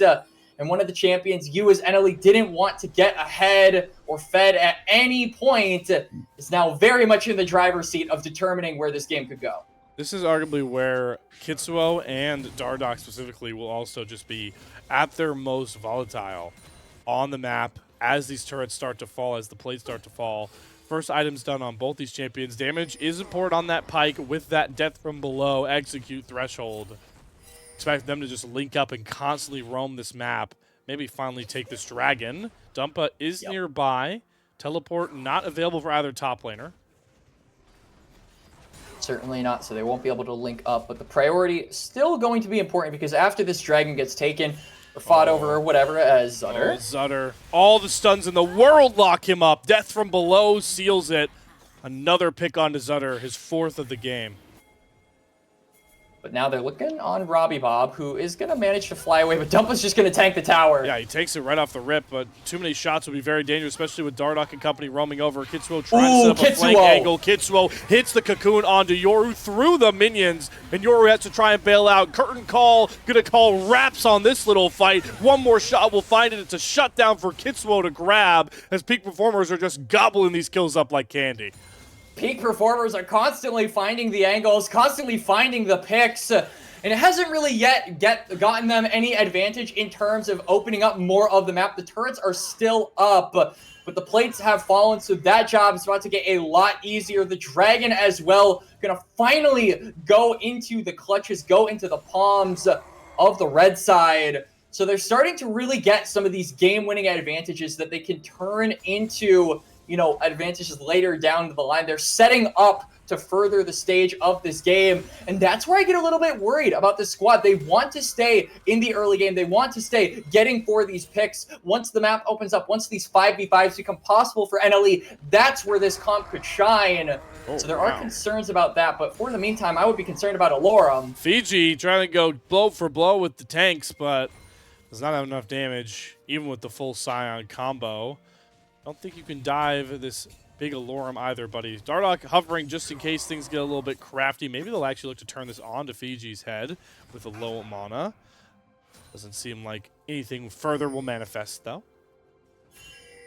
But a lot of warding happening from both supports. Dardoch just kind of patrolling the top side of the map, but Yoru looking to actively get some vision down as a death sentence does land. He's not going to commit, though. I think very smart. You don't have vision of the remaining members of peak performers, and Kitsuo is right around the corner, so that would likely be your death sentence if you took that Q. So smart from Yoru, just denying any further advantages out of fear that this game could become further out of their hands. And with Dardoch, I mean, Pyke is so slippery, pun intended, with his champion and lore design, especially with flash up. You never really want to chase a Pyke. I know everyone's like, don't chase the Singed. Don't chase Pyke. He is just baiting you in. It's a waste of time. I agree. Yeah. Especially when he's got the, what are they called? The Void Souls or whatever? Yeah, or for the boots? Yeah. Yeah. That make him insanely fast and get the Baron empowered recall. He'll be zooming around the map like nobody's business. He'll be Speed Racer. Oh, here we go. Perfect execution used. Good flash, though, from Robbie Bob to get away from Glacial Prison. Does Sutter have enough damage? Remember, this Akali is severely behind, and Dardoch's doing a good job to try and swing over to help out. Robbie Bob will finally fall. Sutter gets on the board. Dardoch was just a little bit too late to the party. We'll be able to get a little bit of return damage, but the Pyke alone is not going to be able to stop them from taking this tower. Tower. But Dumpa's taking aggro. Oh, this is why you don't chase the Pyke. Dumpa pays for the transgressions of Sutter, who's going to commit to try and kill off this turret. Taking aggro. Good dodge from death from below, and now Sutter can turn this run on its head. Dardoch is very squishy, and it's an ignite execute for Yoru. It's a bit of a derpy play from Next Level Esports. They get the shutdown, but it goes on to Yoru. And to make matters worse for NLE, the Herald was taken on the other side. Kitsuo busy getting that neutral objective, and will likely be able to use it in this mid lane to open up that map even further. Something that NLE have wanted for so long. Now it is going to get, I would imagine, denied away from them with the plays just being made on the other side of the map. NLE, they overforce for the kill, they overforce for the tower, and they lose the other side of the map as a result. This is such a small thing you're seeing on the top side from Alorum, but I like it. Is he's actually baiting in to see if Fiji gets caught on the flank. Does flash away, turns Unstoppable Onslaught. Flashes galore coming out as Sage Wabe did not want to run into that Scion. So Alorum sets the trap, but nobody springs it. Nope, nobody going to die just yet. But all the flashes being burned, I would imagine, a good thing to look out for if you are NLE, in particular Dumpa. Once that ultimate comes off a cooldown, it will have Sage Wabe's name on it. The Jhin still does have the cleanse, being able to lock him down even for just a second to give the team the time to catch on up and potentially shut down this Jhin could be very valuable for them. It's just a matter of can they find the opportunity. Defensive Glacial Prison use there from Dumpa as all 5 members of Peak Performers show up, but the hooks are starting to land on the Dardoch. Does go underwater to try and heal back up, gets out of vision. So luckily, Pyke is as slippery as we talk about, because any other champion, that might have just been a death. That was a bit of a dangerous game that Dardoch was playing, but we're starting to see a little bit of an issue come out here for Peak Performers, because while they were able to get some damage down, they don't really have any armor shred items. Slayer, nothing for magic shred, nothing for armor shred. The front line is very tanky. Now Sage Wabe without that flash. Yeah, cleanse taken with the hook, and that's enough for Dumpa to go in, grab the shutdown on the 4-0 Sage Wabe, and the mid turret starting to crumble. So the worry points for this Peak Performers comp from draft starting to show up now as we approach 20 minutes. They group on up, a 5v5 presents itself, and suddenly, if you are peak performers, you're finding that you can't pick off one member, you can't do what your comp is best at, you've got to fight them full on, and that is really not what you want to do, and the Dragon will be up. I would imagine peak performers don't want to fight for it. Instead, they might just be looking to pick off Fiji. Does have the Scion ult. Did you want Oof, the Scion fancy footwork, god damn. Turret, but like you called, Quacks, he's dodging knockups, he's dodging stunts, and now he wants to at least kill off Dardoch. Does accomplish the goal, and boy, is he too tanky for Robbie Bob to even burn through. Fiji is going to go 1 versus 3, kill off Dardoch. Now there's a TP behind. Fiji still up. The execution was not there for Alorum. How is Fiji still alive? And with Sutter teleporting back in, this is going to go from a free kill on to Fiji to 3 back for next level esports. PG, we were not familiar with your game. This man puts them under the jail and manages to secure 3 for his team. A huge fight win there. Not even really a fight, just a huge turnaround from the top laner of NLE.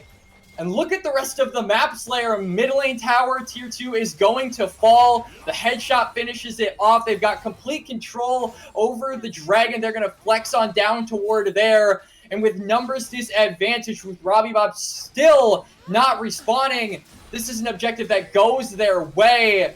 And suddenly, an early game win for the side of peak performers turns into a late game disaster for them. Certainly an oddity that we are at 20.5 minutes. And the second Dragon just went down. So we get an Ocean Soul, but boys, it's going to be a long time before we even sniff that as a prospect. Maybe even not in this game, as either team would have to wait till at least 35 minutes to grab that one. And that's if they stay perfect on Drake takes. It is a bit of a difficult climb for NLE at this point because, yeah, like you mentioned, those Dragons were taken super late. And my big concern is something that we haven't quite seen yet, and it's the Marksman. We haven't really seen Robbie Bob approach that stat count. We haven't really seen him be effective against those frontliners, clearly, from that 1v3 play on the top side. But the same goes for Sage Wabe, right? He's got the Collector complete. Eventually, he will get that LDR, and he will actually be a threat to the Sejuani. He will be a threat to the Scion and be able to shred through the front line. And NLE, they're going to have to make the most of what kind of advantage they have gained around this part of its phase and just push on forward. Look for those team fights. Look to put the Marksman in the dirt while you still can and potentially force a Baron, because you are looking to go for an immediate win fight. You really can't rely on those Dragons, I think. You just don't have that time. Not much reliability on good old Shelly, as Kitsuo has to drop him in the base. Hold on, Glacial Prison inches short of finding its stun onto Sage Wabe. Desperately trying to kite back. Dardoch stunning out the Sejuani, but the death sentence from Yoru lands onto Sage Wabe. They don't have their damage dealers, but Sage's still far too low, and Sutter flashes in to execute Alorum, trying to do his own 1 versus 3 hold, but Idol has more than enough to burn through his health bar. Sutter will get 2 for the price of 1 before he finally falls shut down to Robbie Bob. But it's kill advantage to next level esports, barely. It looks like Fiji's trying to push it towards more. Kitsuo aptly uses the repel to get to the blast cone, so he'll sneak out. But still a win for NLE, as Idol really wants to get on top of Robbie Bob. Maybe went a little too far forward by himself. Robbie will trade his jungler for the Caitlyn's life. Robbie trying to kite back. That's really good dodge on the first hook. Yoru not too healthy. Robbie will flash back over the wall, and this wacky skirmish finally might have its conclusion, but I spot Dardoch rumbling down the mid lane, maybe trying to join up. I think everything is finally festered. Oh. He does not have the ult available, so the execute won't be there for the Pyke for a little bit. Fiji, though, just going to take the Lantern, get to safety. But man, Yoru on these hooks, starting up the fight, opening up an opportunity for Zutter to take not just 1, but 2 members down. They split the fight and they managed to win at the end of all of it. When the dust settles, NLE come out victorious, still to around 2,000 gold in the lead. And a lot of that put onto the correct carries. Our big worry in the early phases was a lot of kills on the Sejuani, a lot of kills on the Thresh. Where is the gold to the Caitlyn? Well, it is here. Idol has the 2 items, almost 3, and will really begin to hit like a truck after he completes them. It's a lot of pressure on Robbie Bob going forward here for Peak Performers, because as fun as the Elise Pike was, especially in that early game, they're going to start to fall off dramatically in their ability. Yes. Mostly damage ability, especially with how tanky the front line has now become for Fiji and Dumpa. I mean, Elise just does not tickle a 3-item Scion and a 2.5-item Sejuani. No, you need something like Void Staff along those lines, right? Or Crypt Bloom, something that can deal with the front line, or at the very least give you a little bit of extra safety. Maybe if you're Kitsuo, your idea is to try and last longer in the fight, not necessarily deal the damage, because as at least you still do have a decent amount of utility, right? You have easy backline access, you've got the cocoon, you've got the pick potential to be able to let the rest of your team follow up. So there are a couple of schools of thought you could go for if you are Kitsuo in the wake of what do you build next. But as it stands, this Elise is in a very compromising position, really does not have a place at any point, at any fight, really is just good for those picks. And we saw just how effective picking off a frontline member of NLE was. That 1v3 ingrained in Peak Performers' mind, I would imagine. Ingrained, very mindful Peak Performers have to be of Fiji and this tank line going forward. Robbie Bob still scaling up, has the Moramana done. Pretty confident, I guess, as the producer, I can check, right? Oh, hold on. We're not checking stacks here because Yoru's getting picked, getting a taste of his own medicine from Robbie Bob, Dardog, excuse me, who gets the execute, then jumps out, but Zutter is the one with more than enough damage. Good tank from Alorum on the ace in the hole. Zutter in the shroud. Will survive for now as Robbie Bob goes melee range with Fiji. Not the sort of dish you want. Unstoppable onslaught, slam of the axe. Fiji has soloed out Smolder to go unstoppable, and Alorum's TP is just a couple seconds too late. And I mean, Alorum, what is he going to do? He's 1v1 against the Scion, but we've seen the song and dance before. The sustain from this pick. They're never going to be able to find a kill onto him. And oh my god, if this wasn't proof that the scaling and the fall off from Peak Performers and this comp has happened, I feel like that is an example right there. Alorum, though, does have the Feast and the Flash, so could look to go for a steal. Kitsuo just now respawning. Fiji over the wall. Alorum, he has a blast cone. He doesn't even need him flash. Fiji's trying to hold him in place. They're going to stop the Baron taking about 5k, but taking a lot of damage for this. The Deadly Flourish, that lands onto Idol. He burns the barrier. In goes Alorum, and it's secured by Idol of all people. Baron for Next Level Esports, but the main advantage is over towards Peak Performers. First kill goes down. Fiji falls. Execute for Robbie Bob. They find Dumpa. Can they chase down the rest? They have the Speedy Pike. They have the Elise that can get over the walls, but the Baron recalls are going to keep Next Level Esports safe. They only sacrificed their jungler for the purple banner. And you can tell that Peak Performers want to look for more. They want to go for more, but it is ill-advised. There is a dragon on the other side of the map. Robbie Bob finally hitting that stack counter. Has the execute unlock going to be so big for future team fights? And on cue, Sage Wabe gets his big advantage on the Jhin. The LDR is complete. The frontliners of NLE are no longer safe. They've got the Baron, but we'll have to see how much use they can make of it, because the game, I feel, just got a lot harder. Oh my god, Kitsuo left to take the dragon by himself, will grab it, but it's just the second Ocean Soul, and he pays for it with his life. On the other side of the map, you spotted Zutter and Fiji double teleported with a wave in their favor to grab the first tier 2 turret to start this Baron escapade to increase their gold lead that's already sitting at a hefty 5,000.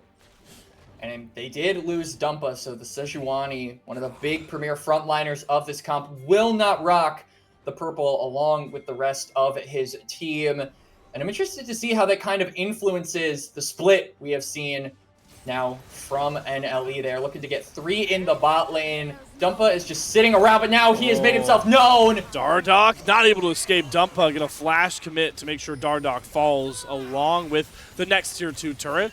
Robbie Bob and Sage Wabi have to do their best to try and cut down this wave, but it's a 1-1-3 split coming across. Fiji whacking on that inhibitor turret, and Zutter shoving in a mid-wave is really starting to stretch this already hurt Peak Performers roster thin.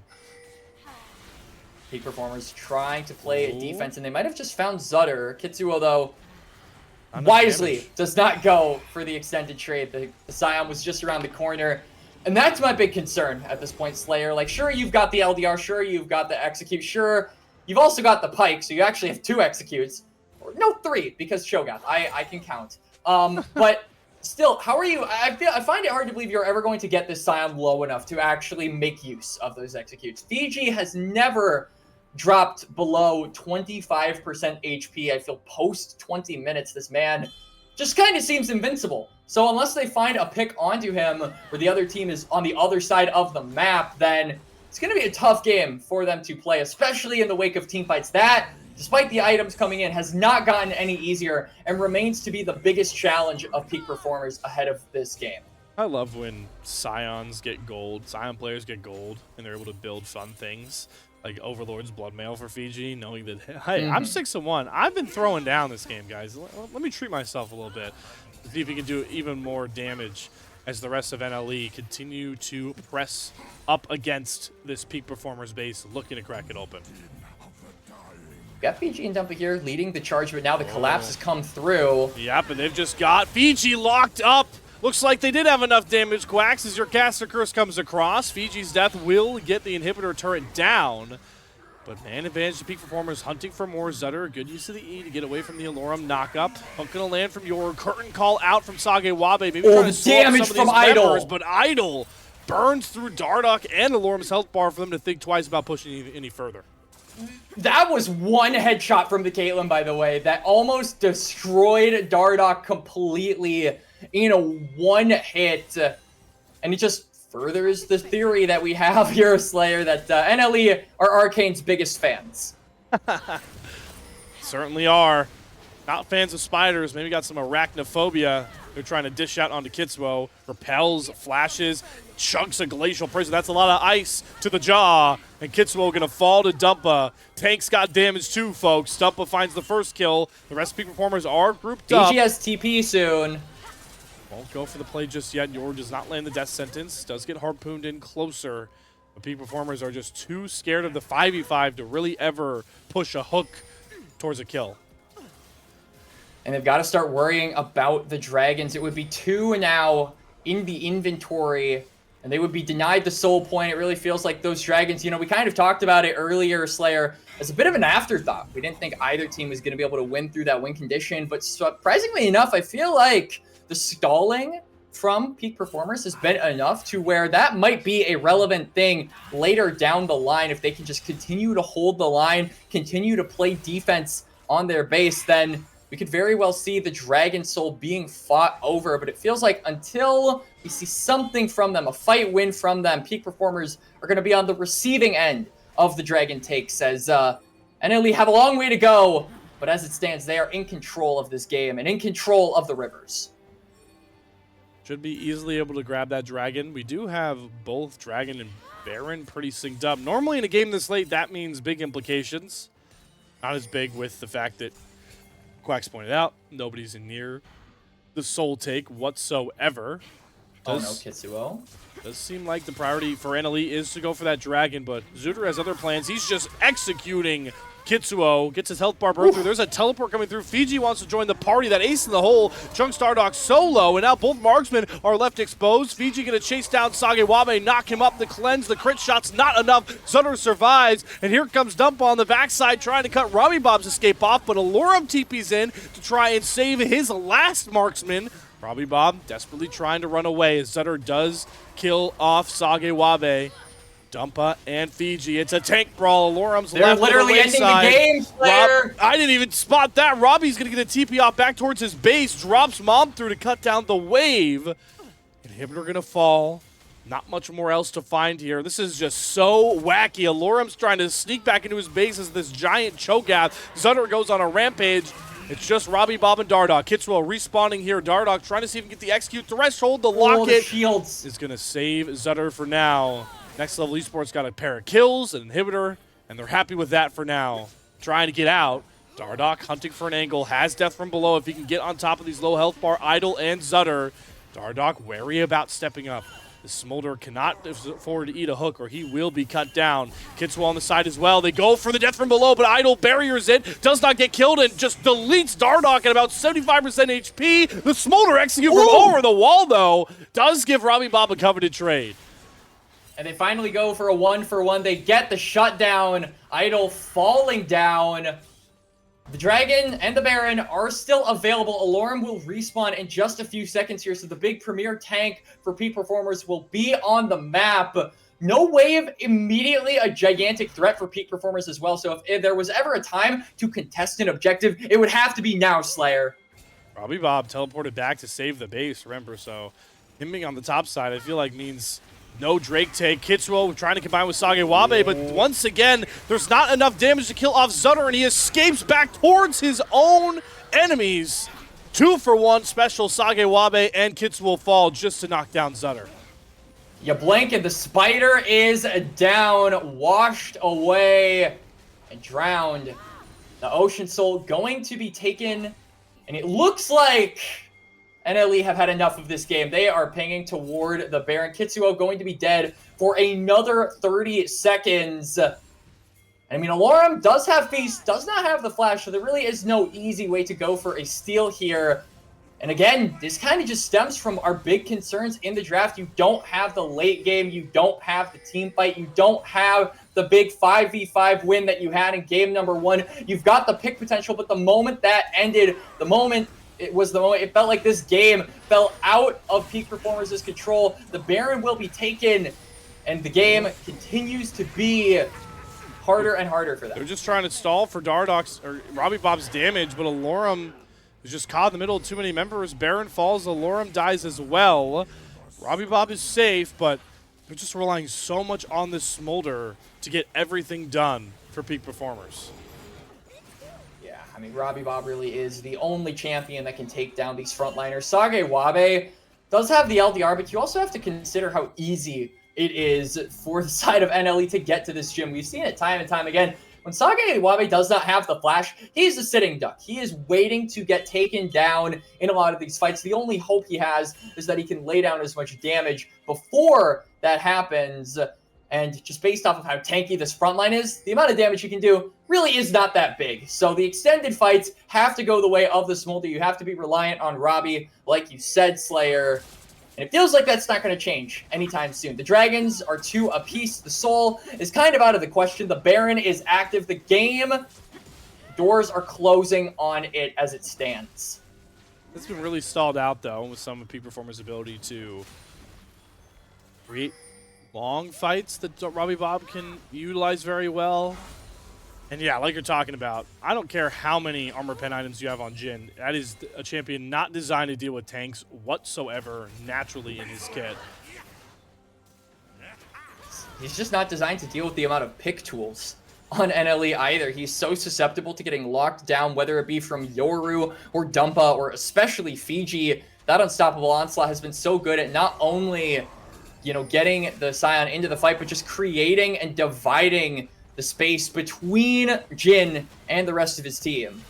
I like this. Fiji's so tanky. They're going to have to send everybody over there to kill him off, but that's going to sacrifice likely their last inhibitor turret. Oh my god, he gets out. Oh my god. Channels the Unstoppable Onslaught, slides back to safety. Waves coming up towards this last inhibitor turret. Peak Performers are going to have to put up a fight here and now. Glacial Prison down for Dumpa. It's on to Kitsuo. Mom comes across from Robbie Bob. Does have Yoru pinned under the turret. Will get the first kill over to Robbie Bob. Execute through.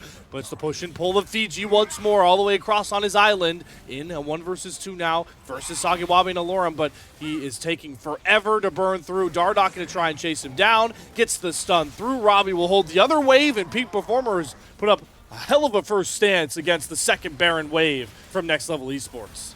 And again, it's picks coming out from Peak Performers, but no objectives to play for. The waves are all shoved in on the base, so the best you can do is try to clean up the mess. The inhibitors are respawning. That will buy them a little bit of time, but there is not really an option for them to push past their base or their tier 2s and look for an aggressive play on the remaining members of Next Level Esports. They just have to continue to stall, continue to hope these picks are enough to get the items for their carries. And until I see, I would say, a big team fight win, Slayer, I feel like our minds are really not going to change. The NLE still have this game in the bag. They're just whittling down slowly but surely. 2 inhibitors exposed, 1 broken. But like you mentioned, not much more to play for on the map. Peak Performers No reason to really try and throw this game for this next dragon, right, Quacks? Because they lose it, they just lose the game. Instead, they're looking for things on the other side. They're, again, trying to play to their comp's strengths. It's a bit outdated, but they're looking for picks. Slayer, they are looking to try and get this Akali, looking to try and find Zutter, but really to no avail. And you can see the lack of wards on that bot side of the map. They are never going to look for a fight, but they do finally spot out the Akali, and they're going to go for it. Are they going to find it, though, is the question. This is one immobile champion, famous for being hard to lock down. All right, uses the shroud, uses the E, and there you go. Well done. Yeah, you thought it was hard. You thought it was hard to chase Fiji down. Zutter is a whole other ball game, and all peak performers now have to channel their backs to try and protect this last inhibitor, and that should all but guarantee. Finally, Ocean Soul point for Next Level Esports. I've seen this exact fight, this exact spot before. Kitsuo is just not even in the same league as Zutter right now. The flash doesn't matter. Kitsuo falls. 3 items to 4, level 18 to level 16. This Elise has outlived its usefulness. Did so long ago, and I think this comp has also outlived its usefulness. The dragon was taken. 5 members will be marching into the base. A 1-3-1 split, beautifully selected here by NLE. They are just going to try and thin out peak performers even more. Oh, Fiji getting burned down, wants to die to keep the turret up, but gets the gargoyles and the huge heal off. Fiji survives 5 members of NLE once more, and that allows Zutter to take an inhibitor on one side. Peak performers are getting cornered in their own base, grappling towards this last inhibitor turret that finally falls. Lorem trying to flash back, Robbie doing the same. They have to kite back and fight back through NLE against all their odds, but they've done some decent damage. Curtain call out. Yoru is far from healthy enough to continue the fight. The slows from the curtain call should get Fiji executed. Lorem gobbles him down to pick up a big stack. They don't get triple inhib just yet, but it's still another couple of bad cuts to the peak performers camp. And it felt like a little bit of indecisiveness coming out there from NLE. They were questioning whether they should continue the chase or back on up. And at the end of the day, it costs them their top laner, Baron rather, still going to come up in about 10 seconds. I have a feeling that the numbers disadvantage does not deter NLE too much, but they do have to be careful about the vision they don't have on this top side. You can see Kitsuo is in the mid lane. Robbie Bob now, I would say very relevant in this game. Has a lot of burn damage. The execute continues to be a threat. And now the TP is available for Alorm, and they are at a 4v5 disadvantage. Can this be the point where peak performers take the fight to them? Kitsuo stunned up Idol. He went for it all. Idol kites back safely. Somehow Kitsuo survives as well, but Sage's going to flash for the crit shot. Not enough damage with the bouncing grenade. Deadly Flourish doesn't land as well, but first signs of life from peak performers in what feels like 20 whole minutes. Teleport coming behind Dardoch, dodges the death sentence, but it's Zutter to chase him down. Dardoch is as good as cooked, and Fiji is helming the bot lane wave in to try and get this triple inhib set up.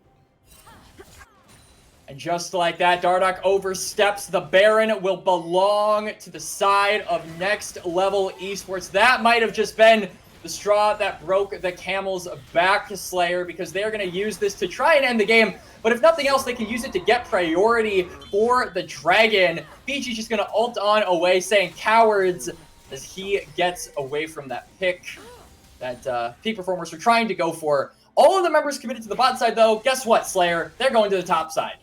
Yep, flipping the script. I will say, this is nearly a 600 stack Smolder to play with. And Alorm has been able to start getting a bit tankier with these Devours. But it's Zutter that just immediately jumps on Kitsuo again, as it marked him for death so many times this game. Kitsuo falls. There goes Alorm. Does this execute, get a trade? 1Q. Finds Zutter. So Robbie Bob gets something back. Hook onto Dumpa. They have to respect this Smolder. Mob comes down. Oh god, this game is getting smoldered. Robbie Bob is taking over. It's only Fiji left in a matter of seconds. Our peak performer's gonna find the ace. Couple more shots from the Smolder. Yes, it's Robbie to get the ace. How the hell are peak performers still alive?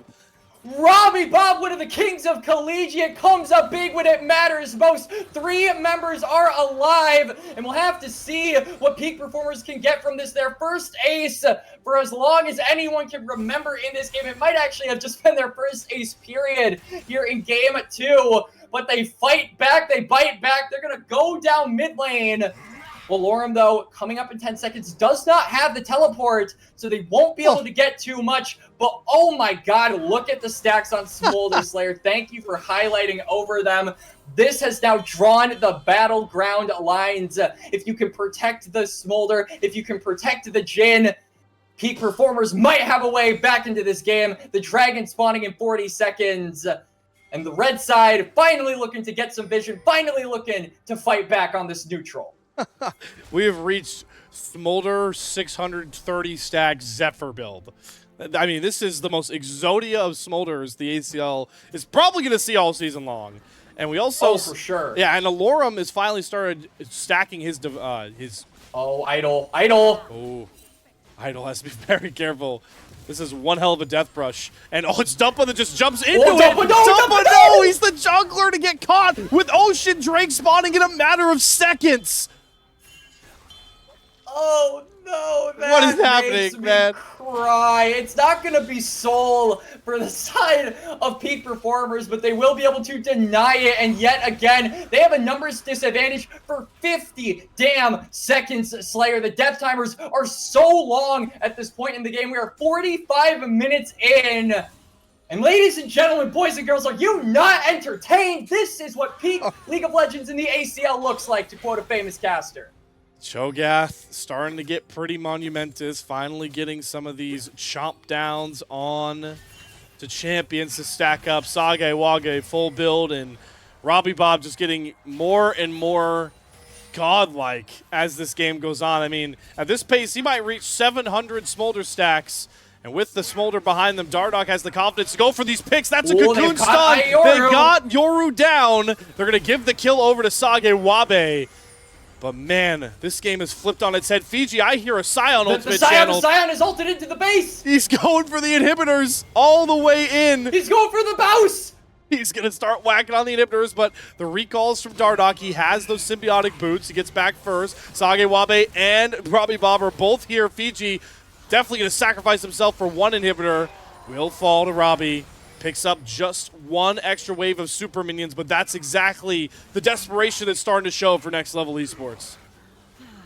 And they finally managed to get the inhibitor. Fiji could very well do that again when he respawns. This has to signal something in the brains of Peak Performers that they have got to start ramping it up. If they want to look for the win here, they have got to put their foot on the gas. They have to look for these picks. They have to play aggressive, because what's to stop Fiji from doing that exact same thing? There is a ward in so many areas. There are minions in so many areas that you can teleport to, knock down that last tower, and potentially look for the end. So they are on borrowed time.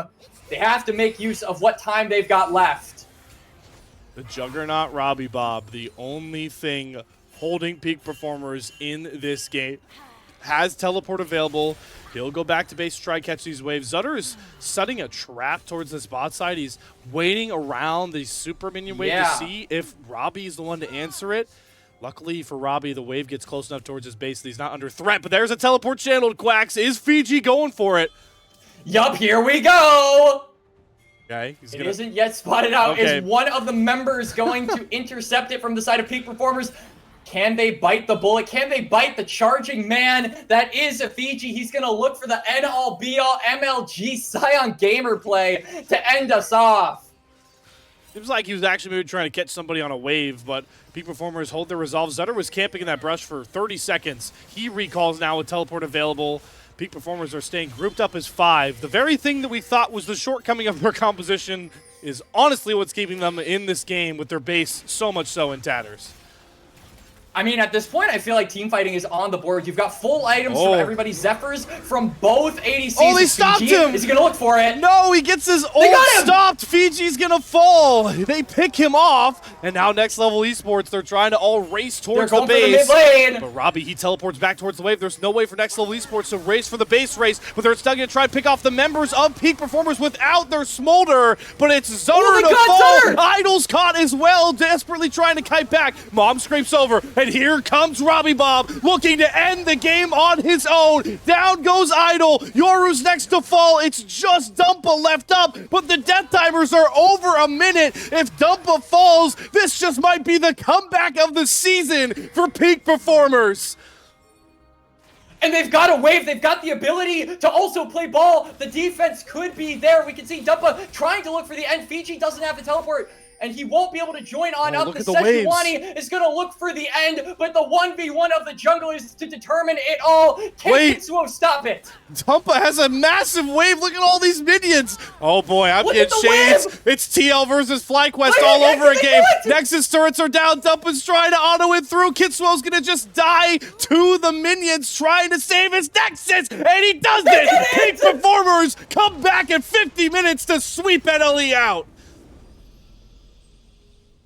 Peak Performers 1 and 3. But score lines can be deceiving. Comps can be deceiving, Slayer. We said it was an early game comp that they needed to win through the first 15 minutes. They did just that. They fell off, but they rebounded. They stalled out so long that full items complete, full builds rather, complete for both marksmen. 105,000 damn damage for Robbie Bob. This man refused to quit. That is Oh a my game. God. That is a game of League of Legends that you may not see again. That is the most No. beefed up Smolder I have ever seen in the many games of Smolder I've seen. What resilience. And that's the word that needs to be hammered home for Peak Performers. The resilience. Multiple times they could have taken ill-advised fights, panicked, lost inhibitors, lost Nexus turrets, nearly got triple inhibitored, allowed an Ocean Soul to stack up, gave away 3 goddamn Barons. No, that wasn't enough. They would not levy until they knew they had a fight they could win. And once the game flipped it on its head, the momentum shifted. Robbie Bob's 100k damage Smolder was enough, and the rest of the squad brought it home. And it needs to be said, because Quacks, this is a team that needs to fight for their playoff spot. How big of a win could this be for Peak Performers end of the season now? Yeah. I mean, if Peak Performers lost this series, they might have just been done. The fight to get to that 4th seed would have been over, but this keeps their chances alive. They are now in contention for playoffs, with I would say 4 other teams, including Next Level Esports still. So the battle for 4th just got a whole lot more interesting, just got a whole lot more exciting. And off the back of, I would argue, the most exciting game that we've seen here on the Salt Mine Slayer. We've had some insane series. We've had some insane games. Nothing comes close to this, and that's saying a lot. The ACL only gets better week after week. Peak Performers move to 2 and 3. Tied with the rest of Chaotic Solar and Converse. We'll see what the results of their matches are. They also covetedly moved their game difference to -1 from -3 as that pretty critical tiebreaker. Next Level Esports now 3 and 3. Could it be out of their playoff spot depending on how Chaotic Solar and Converse look in this week? Demacia, it may be pretty wrapped up now. I actually think the top 3 spots are virtually wrapped up with 1 week left. CCG, Probably. CCG, Glor, Polestar are both 4 and 1. One of them will probably be 5-1, 4 and 2, and then ISU 5 and 0. But man, is this going to be such a fun race to see for the last playoff spot in Demacia with so many teams packed in like sardines. Yup. The race for last place is going to be a fun one, and there are a lot of reschedules, ladies and gentlemen. I don't know if you guys have been keeping up with the ACL, but a lot of games are being put to the wayside, scheduled for another day. There's going to be some tomorrow and the next day after that. So stay tuned here on the Salt Mine. We may try to cover some of those reschedules, but until then, for the birthday, I'm going to send us off. I was going to let Thank you do this, everybody. Yes, thank you everybody so much for sticking with us. This was a hell of a series, a hell of a game, an exciting one, a fun one, a turbulent ride all the way. And we thank you all so much for being here tonight, but we'll see you guys next week or maybe before then. But until then, enjoy your Friday.